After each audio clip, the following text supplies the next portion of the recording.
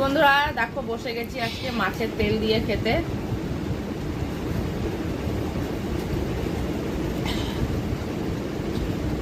মাছের তেলটা আমার দারুণ লাগে।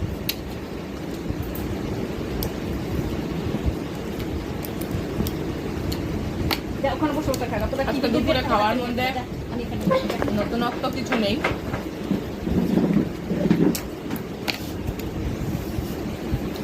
অনেকদিন পরে বাজারে গেলাম,